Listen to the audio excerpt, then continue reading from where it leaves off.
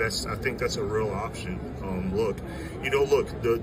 When we tried him out there early in camp, um, he wasn't doing anything that we had to move him back. We just felt like where he was at the stage of his career being a rookie, we felt right guard was just going to be a little bit more of an easier acclimation for him. And then Graham's previous experience playing the position center in our offense was a little bit more easier for him as well. So at that stage, we felt like that was the right thing. But there's still promise for Tate to move in that position.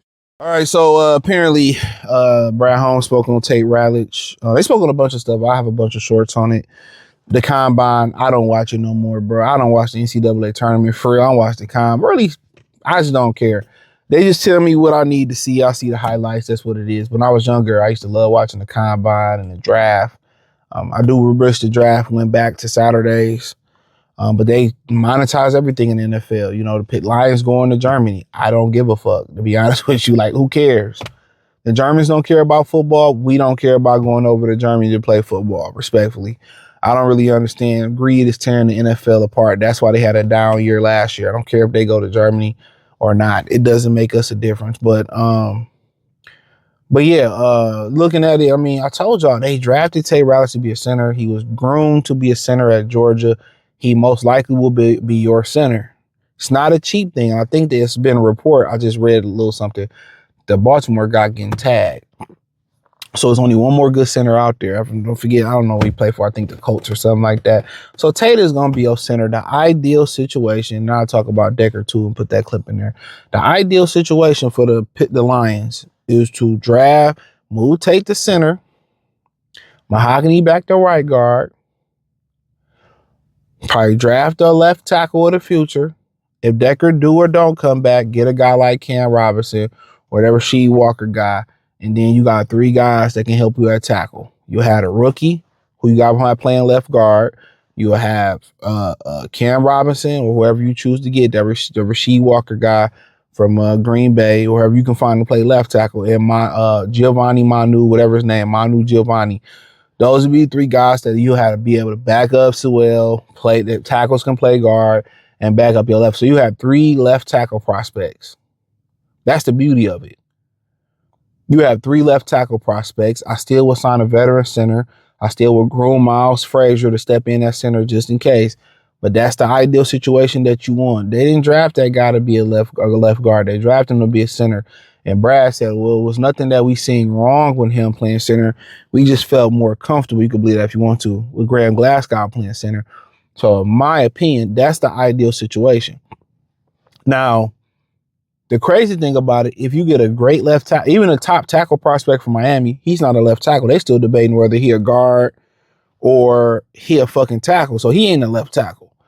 If you get a really good left tackle and you want to start him at left tackle, the danger thing come in here. You starting a new left tackle, you starting a new center. That's the danger. With a veteran, you get some seasoning on your goddamn fries. You a little bit lemon pepper seasoning. But if you're going to start, you might as well start over now. So if you're going to start over at left tackle and get a rookie and play him at left tackle, more likely than not, you're probably going to keep Mahogany at left guard, which he struggled at left guard last year. So he struggled there. So regardless, you're probably looking at either they draft a tackle and they move Tate to center. You're probably still looking at them drafting a guard at some point, or another tackle prospect and play him at guard. That's just the reality of it. So yeah, it'll be interesting. It'll be real interesting to see what they do. But it's a critical moment here. But I think Tate playing center is ideal. Ragnar play guard and then keep the center his second year. So it's ideal. Big, strong center. He ain't little and weak, like Graham Glasgow. Graham Glasgow was weak at center. He just wasn't for him. So you get a big, strong center there. You'll see a lot more, getting them 4th and shorts and 3rd and shorts. And ideally, I would like to see them move Mahogany to right guard, get Frazier ready, draft another guard or get a veteran guard. And if they draft a tackle, so be it. So, but it's a lot of good guards out there. And then the kid, Beer Tucker, that was drafted out of USC, they've been playing him at tackle with the Jets. So it was some guards I've seen out there that you can get to play that left guard position and be real happy with it. So yeah, ideally, it's probably what it should be. Take the center, bring in a veteran left tackle, draft the left tackle of the future, and then when he's ready, transfer over. But yeah, they're gonna spend every resource that they have securing that tackle position. That's just what it is. They have securing the offensive line. You got Sewell here to stay. You probably lock Mahogany in at right guard. That's probably what he best at. He gonna thrive back at right guard. You keep Tate at center, and then at the left side of that line, that's where the real thing come at. Regardless if Decker come back or not, it's just gonna be imperative they get a left tackle. So it's imperative, and then he can just play left guard, and when Decker go out, he can kick the left tackle. Then behind those guys, you'll have Miles Frazier, Giovanni. You'll have those guys behind them. So probably see them maybe even draft another offensive lineman at some place. 1 second. Yeah, they probably draft another offensive lineman or get a veteran also in there. So yeah, that'd be nice. But new center, new left tackle, it's gonna be some growing pains. If you talking about just rookies, or Tate being the first year center and left, but at the end of the day, if they're able to mesh together and gel together, that's all that matters. So yeah, they have good depth though with Frazier, who can play all the interior positions. Manu, Giovanni, whatever his name, Giovanni Manu, whatever he can play, stay healthy. So they have some good prospects. So realistically, if you really was asking me what I would do, take the center, Mahogany the left guard. If Decker came back, fine.